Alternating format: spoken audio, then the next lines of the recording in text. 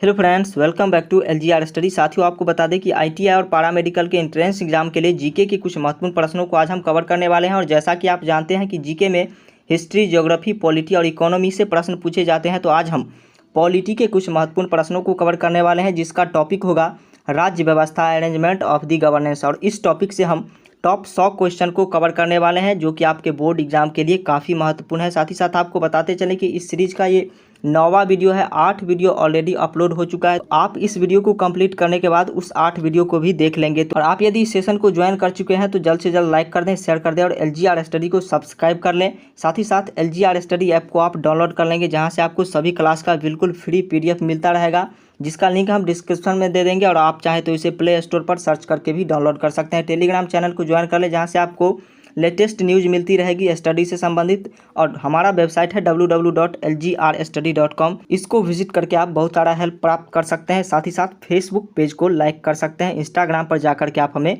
Follow कर सकते हैं। तो आइए बिना समय गंवाए फर्स्ट क्वेश्चन को देखते हैं। लोकतांत्रिक सरकार वह शासन व्यवस्था है जिसमें, यानी कि लोकतांत्रिक सरकार जो है तो किस प्रकार की शासन व्यवस्था है। सामान्य नागरिकों की भागीदारी होती है लोकतांत्रिक सरकार में, सामान्य नागरिकों की भागीदारी नहीं होती है, तानाशाही शक्तियाँ इसमें हावी होती है, कोई संविधान नहीं होता है। आपको बता दें, लोकतांत्रिक सरकार में जनहित सर्वोपरि होता है, यानी कि जनता का हित सर्वोपरि होता है। और लोकतंत्र लोगों द्वारा, यानी कि नागरिकों द्वारा ही चलता है। तो इसका परफेक्ट आंसर जो होगा वो होगा सामान्य नागरिकों की भागीदारी होती है। ये इसका बिल्कुल सही आंसर होगा। दूसरे क्वेश्चन की बात करें, बड़े नगरों में स्थानीय स्वशासन संस्थाएं कहलाती है। जैसे कि गाँव के स्वशासन संस्था को ग्राम पंचायत कहा जाता है, उसी तरह बड़े नगरीय स्थानों में जो है स्वशासन संस्थाएं को नगर निगम कहा जाता है। नगर निगम द्वारा यहाँ के शासन चलते हैं, स्थानीय शासन चलते हैं। तो ये इसका परफेक्ट आंसर होगा। नेक्स्ट क्वेश्चन की बात करें, पंचायत समिति के प्रशासन का प्रबंध एक सरकारी अफसर करता है, जिसे कहते हैं। तो पंचायत समिति के प्रशासन का प्रबंध जो किया जाता है, उस सरकारी अफसर को प्रखंड विकास पदाधिकारी यानी कि BDO कहा जाता है। और आपको बता दें कि हर पंचायत में एक पंचायत समिति निर्वाचित होते हैं, और ये सभी पंचायत समिति मिलकर के एक ब्लॉक में पंचायत समिति को निर्वाचित करते हैं, जिसे प्रमुख कहा जाता है। उन्हीं का प्रशासन प्रबंध अधिकारी जो होता है वो BDO यानी कि प्रखंड विकास पदाधिकारी, ब्लॉक डेवलपमेंट ऑफिसर होता है। चलिए नेक्स्ट क्वेश्चन की बात करते हैं। भारतीय संविधान के जनक हैं, भारतीय संविधान के जनक डॉक्टर भीमराव अंबेडकर हैं। तो C इसका परफेक्ट आंसर होगा। नेक्स्ट क्वेश्चन की बात करें, भारतीय संविधान ने भारतीय नागरिकों को कितने मौलिक अधिकार प्रदान किए हैं। आपको बता दें कि भारतीय संविधान में मौलिक अधिकारों की संख्या जो है वो 6 है, और ये अब बढ़ा करके 1 बढ़ने के बाद 7 हो चुका है। तो बढ़ा कौन है, इसके बारे में हम बात कर लेते हैं। वो अधिकार है संपत्ति तथा संवैधानिक उपचारों का अधिकार। तो इसका परफेक्ट आंसर क्या होगा, 6 होगा। इस 6 अधिकारों के बारे में भी हम आपको बता रहे हैं। तो सबसे फर्स्ट जो है वो समानता का अधिकार है, दूसरा स्वतंत्रता का अधिकार, तीसरा शोषण के विरुद्ध अधिकार, चौथा धर्म, संस्कृति एवं शिक्षा का अधिकार। तो इसका परफेक्ट आंसर जो होगा वो 7 होगा। यदि 7 नहीं रहे तो आपको 6 को टिक करके आना है। तो C इसका परफेक्ट आंसर होगा। क्या पढ़ाई में आपको आते हैं डॉट्स? तो 5 सेकंड में डॉटनेट के साथ उन्हें करो आउट। बस अपने सवाल की फोटो खींचो, क्रॉप करो और तुरंत वीडियो सोल्यूशन पाओ। चाहे आपका सवाल फिजिक्स, केमिस्ट्री, मैथ, बायोलॉजी का हो, CBSE, UP, बिहार, मध्य प्रदेश या अन्य स्टेट बोर्ड का हो, यहाँ तक कि कक्षा 6 से 12वीं IIT, JEE और नीट का सवाल हो, सभी सवाल के वीडियो सोल्यूशन सिर्फ 5 सेकंड में मिलेंगे आपको डॉटनेट ऐप पर। इसके साथ ही डॉटनेट ऐप पर चल रही है इंडिया के number 1 daily online video classes, वो भी इंग्लिश और हिंदी मीडियम में, जहाँ पूरा कोर्स पढ़ाया जा रहा है। तो आज ही जाकर इन वीडियो कोर्स का हिस्सा बनिए और डॉटनेट ऐप इंस्टॉल कीजिए।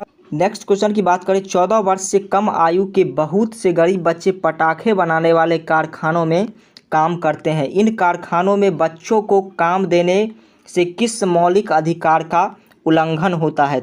आपको बता दें, इससे शोषण के विरुद्ध अधिकार का हनन होता है। तो B इसका बिल्कुल परफेक्ट आंसर होगा। नेक्स्ट क्वेश्चन की बात करते हैं। ये क्वेश्चन है, लोकसभा अध्यक्ष का कार्यकाल है। लोकसभा स्पीकर का कार्यकाल जो होता है वो 5 साल का होता है, और लोकसभा के सदस्यों के साथ इनका कार्यकाल भी समाप्त हो जाता है। तो C इसका परफेक्ट आंसर होगा। नेक्स्ट क्वेश्चन की बात करें, भारत के राष्ट्रपति को पद की शपथ कौन दिलवाता है। पद की शपथ सुप्रीम कोर्ट के मुख्य न्यायाधीश द्वारा दिलवाया जाता है। तो B इसका परफेक्ट आंसर होगा। चलिए नेक्स्ट क्वेश्चन की बात करते हैं।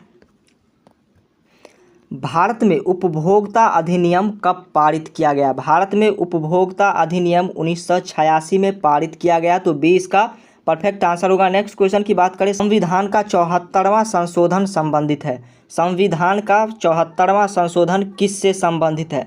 पंचायती राज से, राजनीतिक दल बदल से, मतदाता की उम्र घटाकर 18 वर्ष करने से, शहरी स्थानीय संस्थाओं से।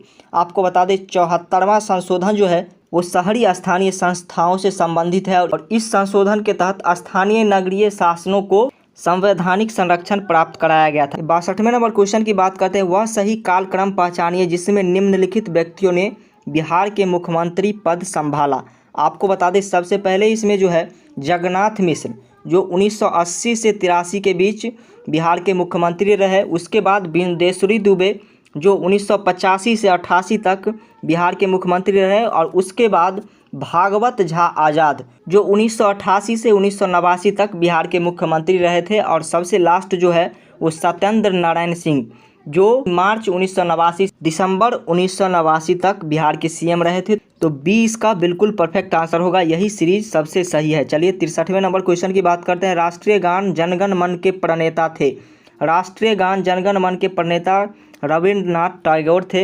इनके द्वारा बांग्ला में राष्ट्रीय गान जनगण मन लिखा गया था, लेकिन इसको हिंदी में भारत के राष्ट्रीय गान के रूप में अपनाया गया, तो डी इसका परफेक्ट आंसर होगा। 64वें नंबर क्वेश्चन की बात करें, जिस संवैधानिक संशोधन के अंतर्गत सिक्किम का भारतीय संघ में 22वें राज्य के रूप में विलय हुआ वह संशोधन था।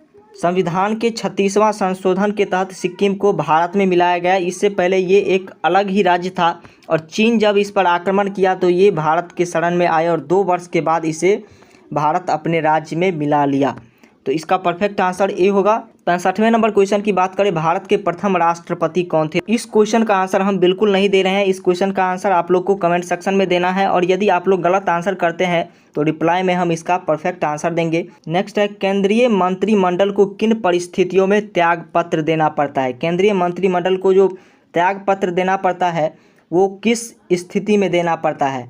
अभियोग लगने पर, बहुमत खोने पर, राष्ट्रपति की सलाह पर, नेता के निधन पर। आपको बता दें इसका परफेक्ट आंसर जो होगा वो बहुमत खोने। यदि केंद्रीय मंत्रिमंडल में जिस पार्टी का बहुमत है और वो बहुमत खो देते हैं तो उन्हें इस्तीफा देना पड़ेगा, तो बी इसका बिल्कुल परफेक्ट आंसर होगा। 67वें नंबर क्वेश्चन की बात करते हैं, भारत गणराज्य कब बना? भारत 26 जनवरी 1950 ईस्वी को गणराज्य बना। इसी दिन भारत में संविधान भी लागू किया गया, तो बी इसका परफेक्ट आंसर होगा। 68वें नंबर क्वेश्चन की बात करते हैं, भारत क्या है? भारत क्या है ये आपको बताना है। एक गणराज्य है, एक संघराज्य है, एक धर्मनिरपेक्ष राज्य है या इनमें से सभी है?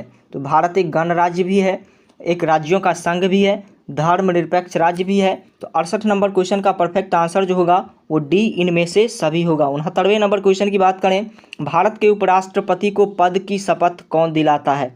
भारत के उपराष्ट्रपति को पद की शपथ जो दिलाते हैं वो दिलाते हैं भारत के राष्ट्रपति, यानी कि बी इसका बिल्कुल परफेक्ट आंसर होगा। 70वें नंबर क्वेश्चन की बात करें, राज्यसभा में चुने जाने के लिए न्यूनतम उम्र क्या है?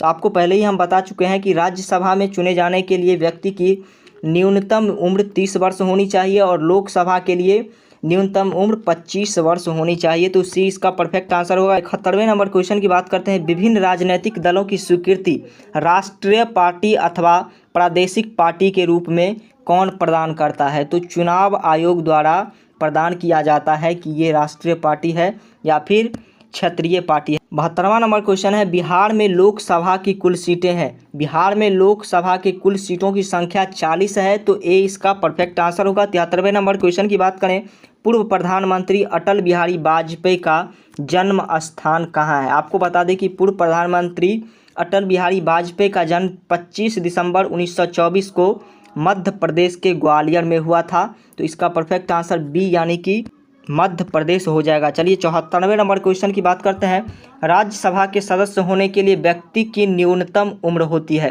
राज्यसभा के सदस्य होने के लिए व्यक्ति की न्यूनतम उम्र की बात करें तो 30 वर्ष होनी चाहिए। ये अनुच्छेद 84 के तहत लागू किया गया है। इसका परफेक्ट आंसर क्या होगा? 30 वर्ष, यानी कि डी इसका परफेक्ट आंसर होगा। 75वें नंबर क्वेश्चन की बात करें, भारत में केंद्र शासित प्रदेशों की संख्या है।